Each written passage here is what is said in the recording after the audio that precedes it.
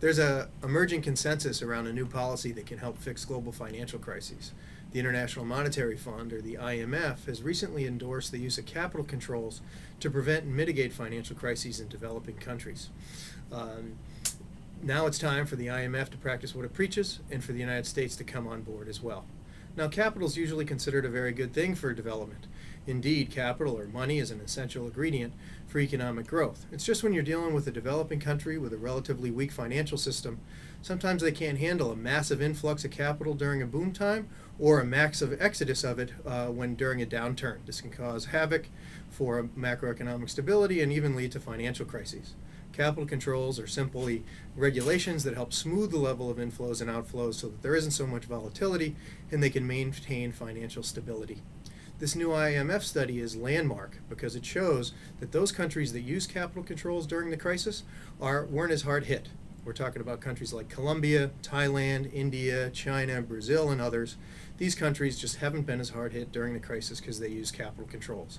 To conclude, the IMF, after looking at this evidence, said capital controls are now an essential part of the macroeconomic toolkit for developing countries. This is an incredible sea change. For decades, the International Monetary Fund and the U.S. Treasury, for that matter, have been pushing countries to allow the free flow of capital in and out of their borders, regardless of their level of development.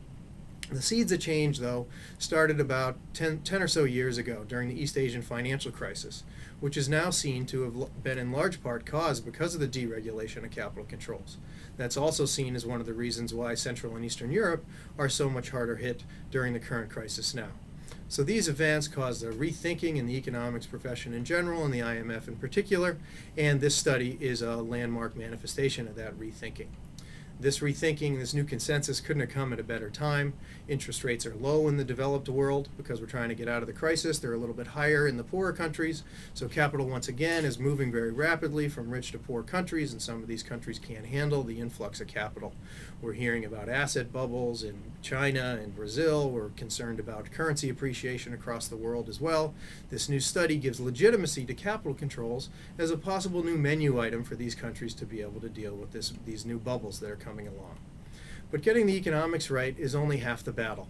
Two things need to happen. First, we need to get the IMF to practice what it preaches, and two, as I said earlier, we need to get the United States behind this new consensus as well.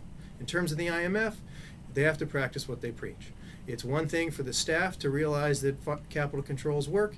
It's going to be another thing for them to actually recommend that certain countries during appropriate time actually use capital controls. The IMF is also going to have to play a role in helping to design capital controls that can withstand pressure from foreign firms that are trying to evade them. Evasion of capital controls happens often, and we have to put an end to it. In terms of the United States, the U.S. has been outlawing capital controls in their trade agreements since 2003. We have agreements with Chile, which is famous for some of the capital controls that it's used, Singapore, Peru, and others. Capital controls are outlawed in all of those agreements. We also have pending agreements with Colombia and South Korea where they're outlawed as well. That's the bad news. The good news is that many of these agreements are sort of up for renegotiation. In Colombia and South Korea, the current Congress won't take the Bush-era deals, so we're retweaking those, so that's an opportunity to fix those. And with the agreements with Chile, Singapore, and Peru, they might be absorbed into a larger Pacific Rim area trade agreement, so there's an opportunity to change that as well. We've learned the hard way that a financial crisis that starts anywhere can turn into a financial crisis everywhere. And countries need all the tools that they can have at their arsenal and at their disposal to try to deal with a financial crisis. The new IMF study shows that capital controls are an essential part of that toolkit that should not be ignored. Thank you.